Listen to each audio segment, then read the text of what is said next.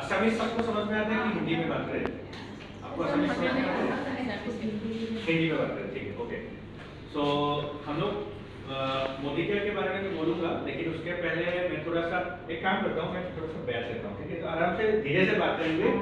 ऐसा नहीं कि कोई मैं यहाँ पे आपका बिजनेस प्रेजेंटेशन देने वाला हूँ, क्योंकि ये बिजनेस कैसा है ना कि ये बिजनेस आपको अगर सिंपल तरीके से करेंगे ना तो आप आगे बढ़ सकते हैं।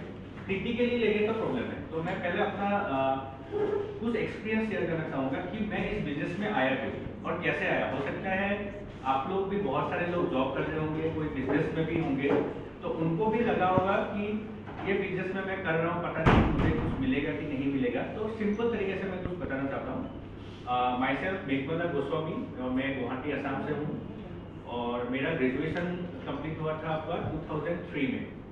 उसके बाद मैंने 2006 तक मैंने होटल हॉस्पिटैलिटी टूरिज्म मैनेजमेंट का एक डिग्री कोर्स किया और उसके बाद मैं दिल्ली चला गया जॉब करने के लिए। तो वहाँ पे मैंने 11 इयर्स मैंने जॉब किया दिल्ली इंटरनेशनल एयरपोर्ट में। वहाँ पे एज ए कार्गो ऑफिसर मैंने जॉब किया। फिर प्रमोशन लेते लेते मैं फाइनली 10 इयर्स मैंने एक ही ऑर्गेनाइजेशन में काम किया, दिल्ली इंटरनेशनल एयरपोर्ट में।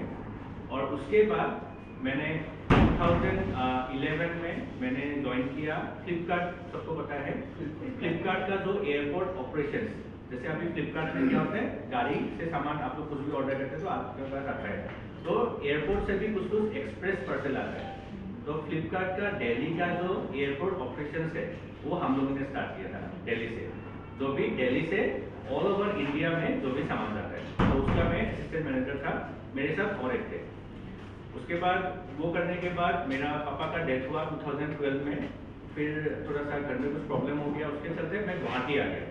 और Delivery.com एक लॉजिस्टिक कंपनी है, सबको शायद पता होगा, उसमें डी बड़ा सा लिखा रहता है, डिलीवरी करके लिखा रहता है, तो आप ऑर्डर करते हैं तो आपके घर में आ जाता है। तो Delivery.com लॉजिस्टिक का जो हब ऑपरेशंस था वो हम लोगों ने शुरू किया था पूरे नॉर्थ ईस्ट के लिए। और पहला जो हम लोग का जो हब था, हार्डली ये जो रूम है, इस रूम को अगर आप थोड़ा सा आधा कर दोगे उतना सा हब था। और वहां से अभी बड़ा कितना हो गया, लगभग आपका 1 लाख स्क्वायर फीट तक पहुंच गया हम लोग। तो मेहनत हम लोगों ने बहुत लोगों ने किया। और जहाँ पे हमारे पास डिलीवरी लॉजिस्टिक में एक छोटा सा टच था, हम लोगों ने पूरा नॉर्थ ईस्ट को भेजा और अभी 100+ हम लोग एरिया में सर्विस करते थे। तो वे 2000 अराउंड 16-17 की बात है। और उस टाइम पे जो मेरा सैलरी था, आज के टाइम पे अगर आप लोग एक बाइक खरीदने के लिए कितना पैसा लगता होगा, हर महीने में मेरा जो सैलरी था उससे मैं एक बाइक खरीद सकता था। इतना सैलरी था 2016 में। लेकिन वहां पे क्या था, मुझे मिलता था कुछ, लेकिन मैं लोगों को दे नहीं सकता था। मैं मान लीजिए लाख रुपए सैलरी ले रहा हूँ, लेकिन मैं दूसरे को दे सकता था क्या? नहीं दे सकता। उसके अलावा जब मैंने जॉब में किया, जो मेरा 12-15 ईयर्स का रनिंग है, उसमें मैंने देखा पॉलिटिक्स बहुत ज़्यादा होता है। एक पोजीशन है, अगर 10 कैंडिडेट है, उसमें से 2 कैंडिडेट आपको मतलब जो मस्का लगाएगा, घर से कुछ लेके आएगा, ये करेगा, उसको प्रमोशन मिलेगा। तो हम लोग मेहनत बहुत करते थे, कोई दिक्कत नहीं था।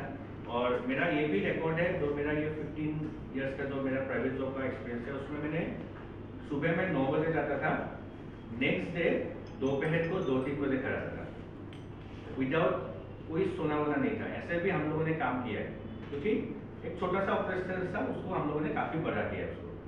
बहुत पॉलिटिक्स देखा। और उसके बाद मैं अगर कुछ अच्छा करने के लिए सोचता था अपने स्टाफ के लिए, वो हो नहीं पाता था, वो करने भी नहीं देते थे। तो फिर मैंने फाइनली डिसाइड किया अराउंड 2017 में कि मैं फाइनली और जॉब लाइफ में कभी नहीं करूँगा। ये मैंने एक डिसीजन लिया। और मोदी केयर के बारे में जब मैं दिल्ली में था तभी मैंने सुना था, तो लेकिन उस टाइम पे क्या करूँगा मुझे पता नहीं था। और तो फाइनली मैंने 2017 अराउंड नवंबर के आसपास में मैंने फाइनली जॉब में डिसाइड किया। मुझे पता नहीं था मैं क्या करूँगा, मैंने डिसाइड किया तो कि मैं 1 महीने का नोटिस पीरियड दिया, तो Delivery.com था, रिजाइन दिया। उसके बाद क्या करूँगा मुझे पता नहीं। और भगवान के ऊपर और मेरे काम के ऊपर मुझे विश्वास था कि मैं कुछ ना कुछ तो ढूंढ लूँगा।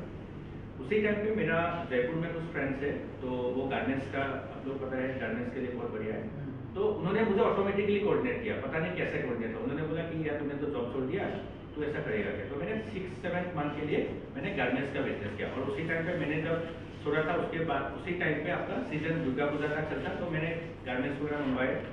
साड़ी शर्ट ये सब ऐसे ऐसे करके काफ़ी सारा चीज़ें आए, तो मैं अपने स्कूटी में वो सारा सब लेके जाता था घर में। तो ऐसे ऐसे करके मैंने धीरे धीरे बिजनेस चालू करना स्टार्ट किया।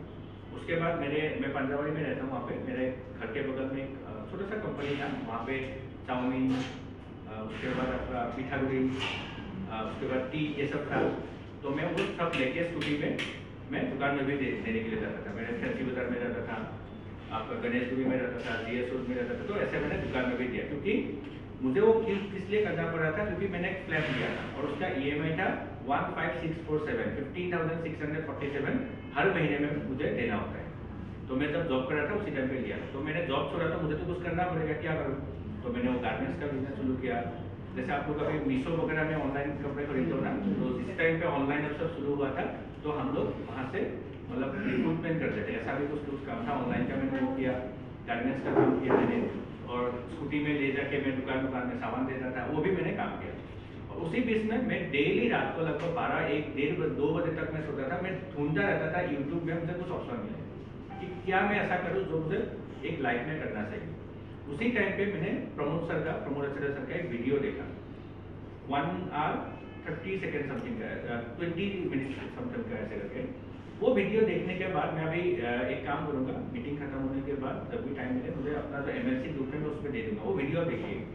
उस वीडियो को मैंने देखा। वो वीडियो देखने के बाद नेक्स्ट उसमें नोटिफिकेशन मिला, अल्पेश गज्जर जी का एक वीडियो था उसमें। वो दोनों वीडियो मैंने देखा तो मुझे लगा कि हाँ ये बिजनेस में कर सकता हूँ।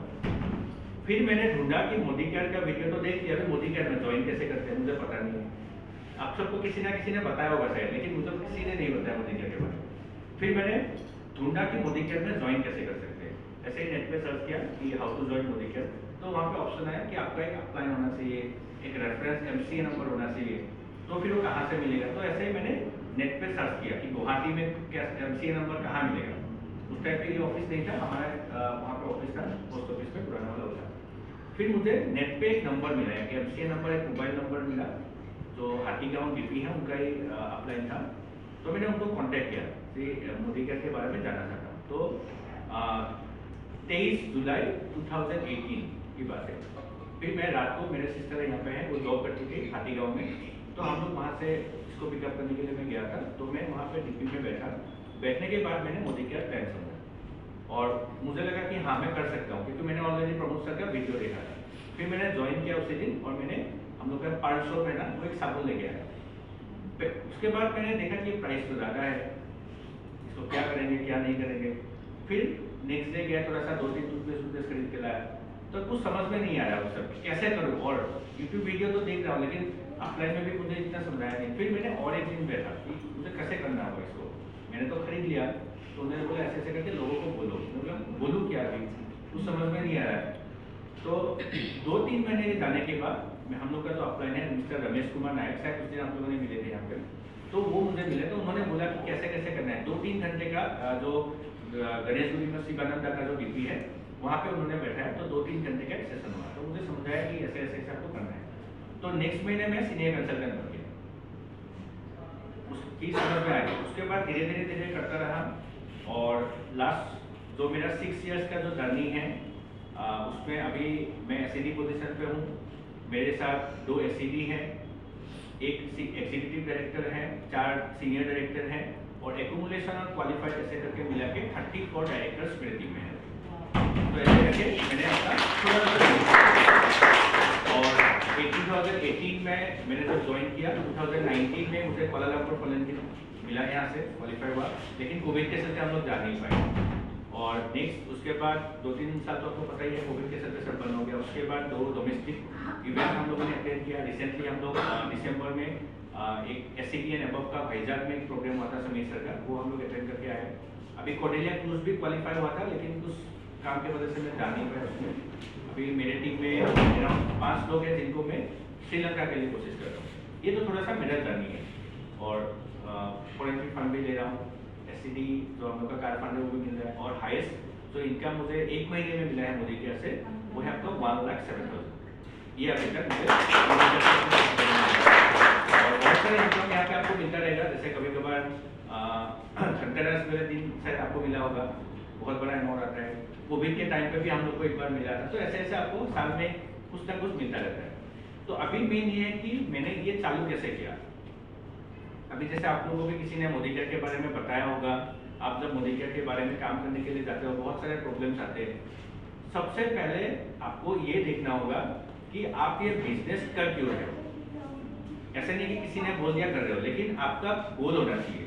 जैसे मेरा क्या गोल था, मेरा गोल था कि मैंने जो फ्लैट लिया है, जॉब छोड़ दिया है, तो मुझे हर महीने में जैसे तैसे निकालना है 15,647 रुपीज। वो कहीं ना कहीं से तो मुझे निकालना पड़ेगा, तो मैंने अलग अलग बिजनेस किया।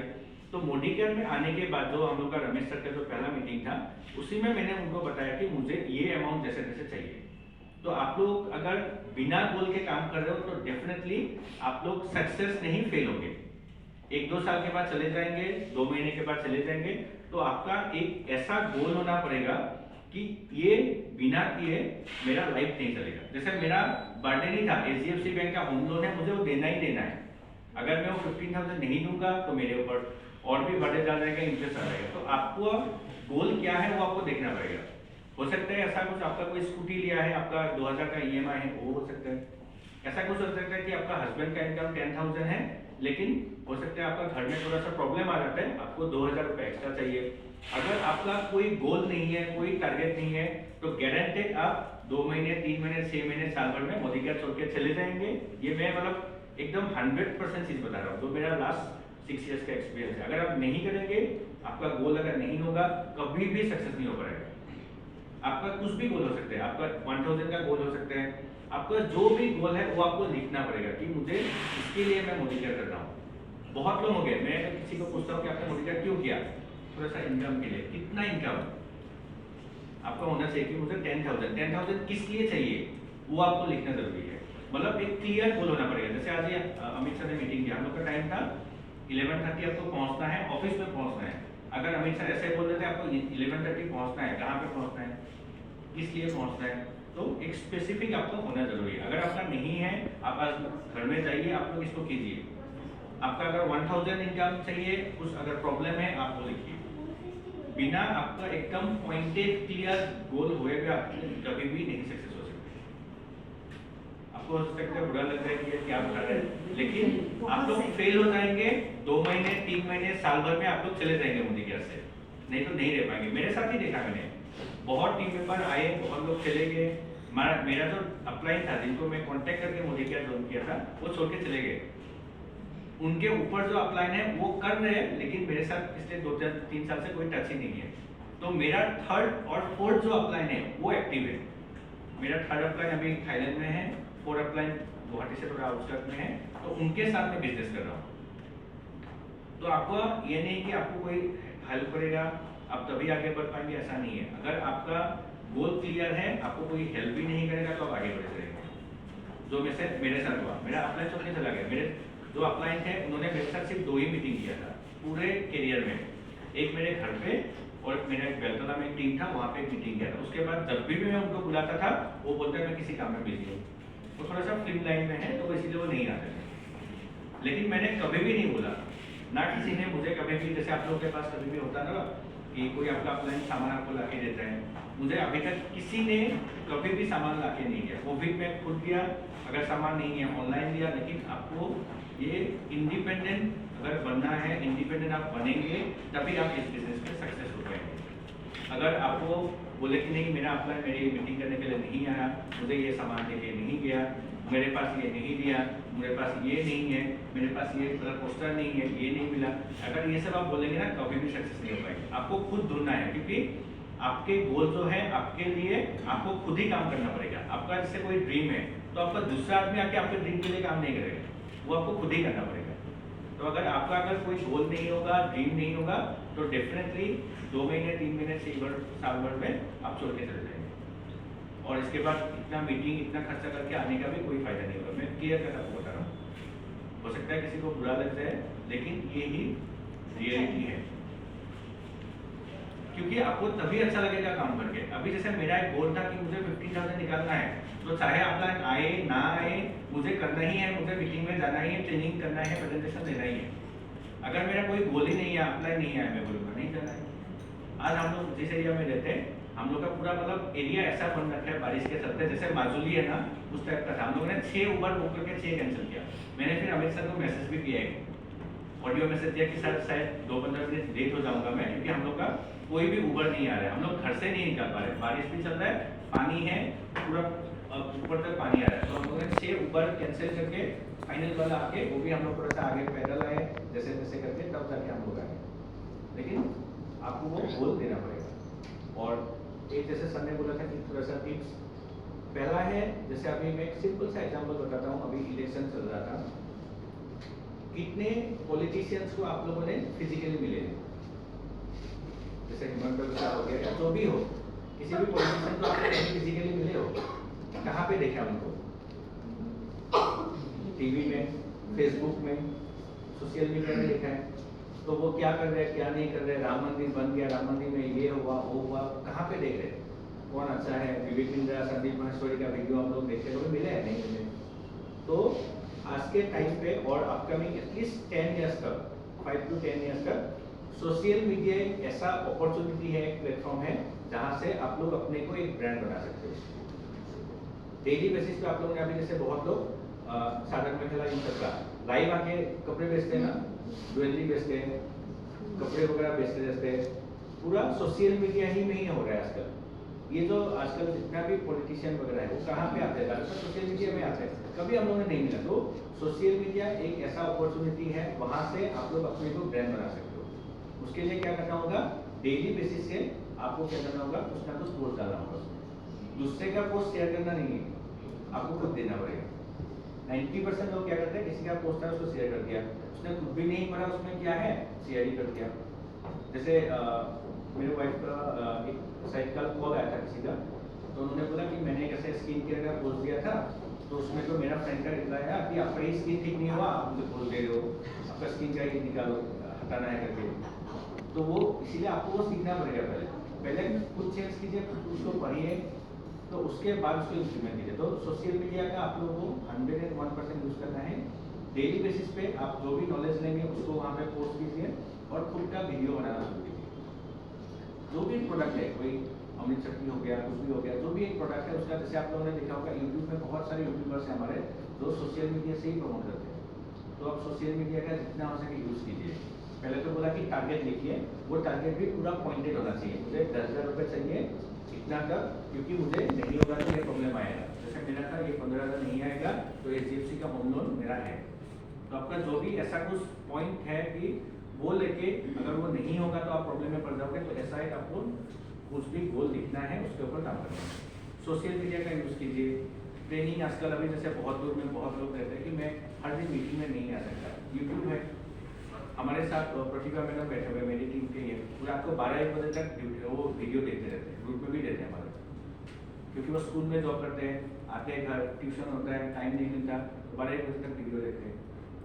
आप जिस टाइम पे भी कर सकते हैं, जैसे सर ने बताया था फ्लेक्सिबिलिटी है, वो उस टाइम पे सीखते हैं। उसके बाद उसको वीडियो का अच्छा लगा तो उसमें से जो भी पॉइंटेड निकला वो नेक्स्ट डे उसको फेसबुक पे या उसी रात को ही फेसबुक व्हाट्सएप में वहाँ पे ड्रॉप कर देते हैं। और social media, Facebook, WhatsApp, YouTube, इन सब का बेनिफिट क्या है?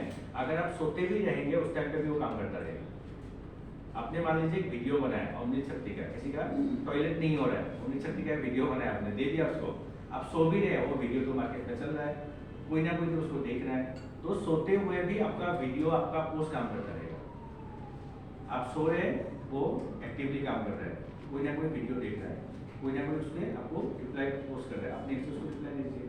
तो सोशल मीडिया का यूज कीजिए, गोल आपको बनाइए। और मेन इंपॉर्टेंट है, जैसे आप सर ने अभी बताया था, होम मीटिंग जब करने जाते हैं ना उस टाइम पे डेमो आपका खुद का होना चाहिए और प्रेजेंटेशन आप खुद दीजिए। 1-2 बार आपको दिखा दिया। और सबसे बेस्ट प्रेजेंटेशन कौन सा होता है पता है? आपको किसी अपलाइन ने जब कोई एक प्रेजेंटेशन दिखाया होगा तो आपने ज्वाइन किया होगा, तो वही सबसे बेस्ट प्रेजेंटेशन है जो सुरेखा में हमेशा बोलते हैं। अगर वो बेस्ट प्रेजेंटेशन नहीं होता तो डेफिनेटली आप ज्वाइन नहीं करते। तो बहुत लोग बोलते हैं कि अगर मेरे प्रोस्पेक्ट के साथ सुरेखा मैम आके अगर बात कर लेंगे तो ज्वाइन कर लेंगे, नहीं करेंगे, क्योंकि सुरेखा मैम को उन्होंने कभी देखा होगा, एक बार देखा होगा, लेकिन आप उनके साथ डेली बैठते हैं। मैम का ही कहना है कि अगर आप मोदी केयर में बोलते हैं ना कि मुझे बोलना नहीं आता, मैं बेस्ट प्रेजेंटेशन नहीं दे सकता, अल्पेश जी अच्छा प्रेजेंटेशन देते हैं या मैडम प्रेजेंटेशन देते हैं, मैं नहीं दे सकता। सबसे नंबर 1 और बेस्ट प्रेजेंटेशन कौन सा था? जो प्रेजेंटेशन सुन के आपने ज्वाइन किया था, जो आपको अपलाइन ने दिखाया था। उसमें क्या बोला था उन्होंने? डेफिनेटली उन्होंने बनाया होगा मोदी केयर में ये कस्टमर बेनिफिट है, ये प्रोडक्ट का डेमो है, बस वही प्रेजेंटेशन है। ऐसा कोई बेस्ट प्रेजेंटेशन नहीं है कि यही प्रेजेंटेशन देने से मेरे साथ सब लोग जुड़ेंगे। जो प्रेजेंटेशन देख के आपने ज्वाइन किया था वही बेस्ट प्रेजेंटेशन है, क्योंकि इसीलिए आपने ज्वाइन किया। तो प्रेजेंटेशन तीसरा जो हम लोगों ने बोला कि प्रेजेंटेशन देने के टाइम पे आप खुद दीजिए और डेमोस्ट्रेशन कीजिए। कुछ अगर प्रॉब्लम होगा तो आप डेफिनेटली जो आपका अपलाइन है वो आपको बताइए। तो ये थोड़ा सा मेरा बेसिक एटलीस्ट जो भी मेरा एक्सपीरियंस है वो मैंने बताया, और इतना बड़ा भी मेरा टीम नहीं है। पूरा अगर मेरा टीम साइज देखेंगे तो एक्टिवली 200 से 300 लोग मेरे टीम में जो एक्टिवली शॉपिंग वगैरह करते हैं, लेकिन अगर ओवरऑल ज्वाइनिंग देखेंगे अराउंड 550 से 600 लोगों का टीम है जो मेरा ऑल ओवर नॉर्थ ईस्ट में फैला हुआ है। तो थोड़ा सा बेसिक इंफॉर्मेशन इनफॉर्मली जो मैं दे सकता था आप लोगों को दिया। तो आप लोग का अगर कुछ भी सवाल है 1-2 मिनट के लिए आप लोग पूछ सकते हैं, उसके बाद हम लोग कमेंट सेक्शन को हैंड ओवर करेंगे जो भी नेक्स्ट सेशन के लिए, ठीक है? तो कुछ भी अगर आप लोग का है पूछ सकते हैं। और मैं इतना बड़ा भी लीडर नहीं हूँ, और सबसे मैं अपना टीम का जो हम लोग टीम रॉयल ग्राउंड करके मैं अपने टीम को बोलता हूँ, और हमारा टीम का एक मोटो है, मैं हमें हर मीटिंग में बोलता हूँ। विश्वनाथ सरेली में सुरेखा में प्रोग्राम में गया था, वहाँ पे भी मैंने बोला था 2030 तक हमारा एक मोटो है कि बाय 2030 50,000 फैमिली के घर में मोदी केयर का कस्टमर बेनिफिट भेजना है। ये हमारा टीम का मोटो है। 2030 तक 50,000 लोगों के घर में जाना है कि मोदी केयर का बेनिफिट उसके घर में जाए। और इस बिजनेस का और एक इम्पोर्टेंट चीज है जो मैं बहुत फील करता हूँ, इस बिजनेस में आपको अपने इनकम के लिए नहीं सोचना है। अगर आप सोचेंगे तो कभी आगे नहीं बढ़ पाएंगे। आपको क्या सोचना है? मेरे टीम में 4 मेरे अच्छे लीडर हैं, उनको मैं कैसे 5,000 रुपए डायरेक्टर क्वालिफाई करके या जो भी उनका पोजीशन है उनको क्वालिफाई करके ये इनकम दूं। क्योंकि आप चारों को अगर 5,000 रुपीज मिलेगा तो मेरा इनकम कितना होगा? डेफिनेटली 30 to 35,000 हो जाएगा। तो यहाँ पे आपको अपने इनकम के लिए नहीं सोचना है, आपको सोचना है कि मेरे टीम में ये 10 लोग हैं, ये अच्छे काम कर रहे हैं, इनको मैं कैसे 1,000 रुपए, 500 रुपए, 1,000 रुपए, 10,000 रुपए दूं। अगर वो आप करना चालू करेंगे तो आपका इनकम ऑटोमेटिकली बढ़ेगा।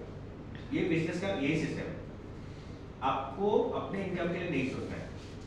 आप अगर कभी भी सोचेंगे कि मैं, मान लीजिए बहुत लोग ऐसा करते हैं कि मेरा मान लीजिए ये क्वालिफाइड हो जाएगा तो मैं तो एनटीयूडी हो जाऊंगा, बहुत लोग सोचते हैं ऐसे करके, पूरा बुरा मत बनेगा, रियलिटी है ये। मान लीजिए ये अगर क्वालिफाई हो जाएगा तो मैं नॉन क्वालिफाइड हो जाऊंगा, मैं इनकम नहीं होगा। लेकिन इसमें आप क्या करोगे? आप अपने इनकम के लिए कभी मत सोचिए। मैं बार बार बोल रहा हूँ, जो मेरा 6 इयर्स का एक्सपीरियंस है, हो सकता है कुछ लोग दूसरे तरीके से काम करें, लेकिन मैं ये काम करता हूँ, चाहे मेरा 1,000 रुपए कम हो जाए, लेकिन मैं अपने टीम को अगर डायरेक्टर क्वालिफाई करा दूंगा, उनको अगर मैं 5,000 रुपए दे दूंगा, बाय डिफॉल्ट ऑटोमेटिकली मेरा इनकम बढ़ जाएगा। 1 महीने में मैंने मान लीजिए मैं एनक्यूडी हो गया, मैं क्वालिफाइड नहीं हो पाया, मैं इनकम नहीं दे पाया उस टाइम पे, लेकिन आपने जो वो 5 लीडर को 5-5 रुपए 1,000 दिया ना उनको, वो मोटिवेट होकर काम करेंगे। इस महीने में मान लीजिए आपका 20,000 आना था, नेक्स्ट महीने में आप देखेंगे आपका 50,000 रुपए हो जाएगा। तो इसीलिए इस बिजनेस में आप कोशिश कीजिए दूसरों को भला करने की। जितना आप टीम के लिए सोचेंगे ना, आप तभी आगे बढ़ पाएंगे। आप अगर अपने लिए सोचेंगे तो आप कोशिश करेंगे कि मेरा इनकम आए, वो उसके लिए नहीं है। तो ये चीज बहुत इंपॉर्टेंट है। बहुत लोग सोचते हैं कि सही है मेरा इनकम हो जाए तो ठीक है, चलो हो जाए ना, कोई दिक्कत नहीं। लेकिन इसमें अगर मैं कभी भी अपने इनकम के लिए नहीं, मैं जिस टाइम पे भी मैंने बोला कि मैं 15,000 का इनकम चाहिए, उस टाइम पे मैंने कोशिश किया मेरे टीम में एटलीस्ट 2 से 3 डायरेक्टर हो, और उनको मैं कैसे क्वालिफाई करूँ, वो हो भी गए। जैसे मैं वो अभी जो मेरे पास 4-5 साल से मेरे साथ मेरे टीम में है, वो अभी जैसे मैंने बोला 2 एसीडी हो गए मेरे, तो मेरे साथ भाईजान में भी गए थे समय के प्रोग्राम में। ईडी मेरे पास एक है, उसके बाद 4 सीनियर डायरेक्टर है हमारे पास, 34 डायरेक्टर्स एक्यूमुलेशन पे है, उसमें 8-10 क्वालिफाइड रहते हैं और बाकी एक्यूमुलेशन पे है। तो अगर मैं सोचता कि मैं इनकम कर लेता तो मैं इतने सारे क्वालिफाइड नहीं रखता कोई, मैं सोचता कि ये लगता है क्योंकि पीसीबीबी ज़्यादा रहेगा तो इनकम ज़्यादा रहेगा। पीसीबीबी कब होगा? जब आपके टीम में मान लीजिए डायरेक्टर होंगे, तो मैं सोचूंगा कि डायरेक्टर कम हो, पीसीबीबी मेरे पास आता रहे, मेरा इनकम बढ़ता रहे। लेकिन मैंने कोशिश किया मेरे टीम में जितने लोग हैं मैं उनको आगे आगे लेके आऊँ। तो इसीलिए आप लोग अपने इनकम के लिए मत सोचिए, आप अगर अपने टीम को, मैं अगर मैडम को 5,000 रुपये इनकम दूंगा, मेरा इनकम ऑटोमेटिकली 7 to 8,000 होगा। मैं 4 लोगों को 5,000 दूंगा, मेरा ऑटोमेटिकली इनकम 25 से 30,000 रुपये होना ही होना है। तो इसीलिए जितना आप डायरेक्टर्स क्वालिफाई करेंगे, अपने टीम को आगे बढ़ाएंगे, आप उतना आगे बढ़ेंगे।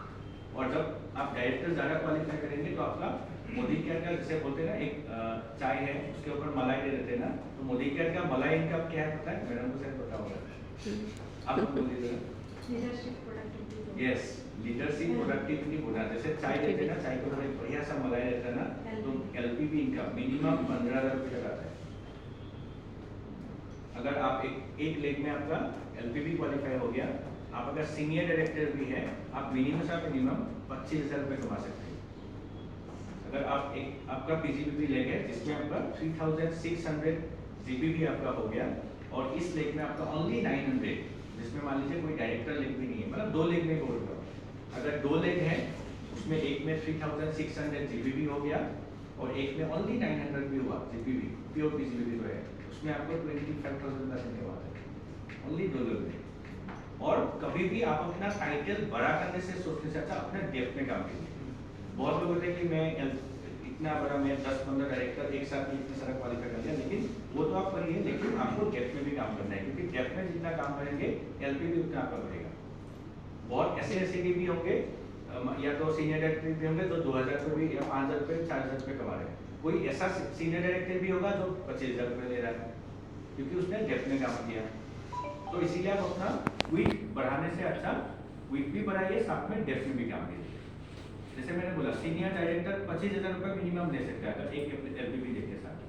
कोई ऐसा एसएडीपी भी है जो 5,000 रुपये कमा रहा है, कोई एक एसईडी भी है जो 1,00,000 रुपये भी कमा रहा है, ले सकते हैं। अगर आपका 3 एलपीवी लेग हो गया, आप मिनिमम से मिनिमम 70,000 to 80,000 कमा लेंगे।